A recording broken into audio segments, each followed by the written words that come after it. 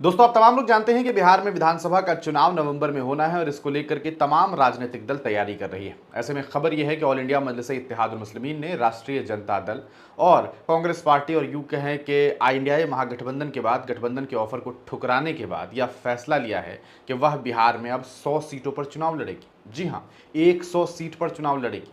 आप समझ रहे हैं, ये बड़ी बात होगी अगर एआईएमआईएम 100 सीट पर चुनाव लड़ती है।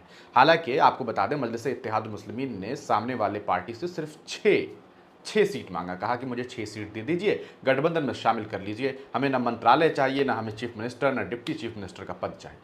लेकिन इसके बावजूद इंडिया महागठबंधन तैयार नहीं हुआ। उसने कहीं ना कहीं भाव देने से इनकार कर दिया। अब ऐसे में यह देखने को मिल रहा है कि एआईएमआईएम पार्टी साफ तौर पर यह कह रही है कि अब ऐसे काम नहीं चलेगा, हम 100 सीट पर चुनाव लड़ेंगे और इन्हें बताएंगे कि क्या है हमारी ताकत। हम कमज़ोर नहीं हैं, हम चुनाव लड़ सकते हैं। अख्तरुल ईमान ने बाज़ाब्ता ये बात कही कि हम 100 सीट पर चुनाव लड़ने की तैयारी कर रहे हैं।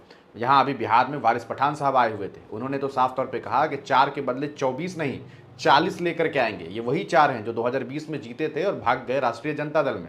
इंजीनियर आफ्ताब साहब ने बड़े मंच से ये कहा कि जब हमारे इन 4 विधायकों को हमसे छीन लिया गया, उनसे 1 महीना पहले हम लालू प्रसाद यादव के पास पहुंचे थे। हमने उनसे कहा था, साहब हमारे 5 विधायकों को मत तोड़िए, अगर जब भी आपको जरूरत पड़ेगी चीफ मिनिस्टर बनाने के लिए, ये 5 का 5 वोट आपको मिलेगा। तब तेजस्वी यादव ने ये जवाब दिया था उसी वक्त, क्योंकि तेजस्वी वहां बैठे हुए थे। इंजीनियर आफ्ताब साहब कहते हैं, जो कि जनरल सेक्रेटरी हैं बिहार एआईएमआईएम के, वो कहते हैं कि उस वक्त तेजस्वी ने कहा कि हम आपके नेताओं को नहीं तोड़ रहे हैं, हम आपके एमएलए नहीं तोड़ रहे, बल्कि जनता दल यूनाइटेड वाले तोड़ रहे हैं। अशोक चौधरी से जाकर के पूछिए क्यों बुलवा रहे हैं आपको। लेकिन वही हुआ, 1 महीने के बाद इनकी पार्टी टूट गई और 4 विधायक राष्ट्रीय जनता दल में चले गए। तब इंजीनियर आफ्ताब साहब को एहसास हुआ कि भाई जेडीयू और आरजेडी ने मिलकर के उनकी पार्टी को तोड़ दिया।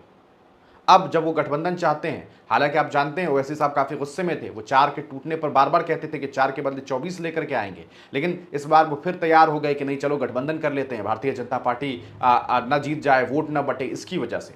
लेकिन हकीकत ये सामने आया कि जब इन्होंने प्रपोजल दिया तो उधर से एक्सेप्टेंस की कोई भी कहा सकता है वजह नहीं बनकर के सामने आ पा रही। आप इस पूरे मामले को कैसे देखते हैं? क्या आपको लगता है कि एआईएमआईएम को 100 सीट पर चुनाव लड़ना चाहिए? आपको क्या लगता है कितनी कामयाबी मिलेगी? अपनी राय कमेंट सेक्शन में जरूर लिखिएगा।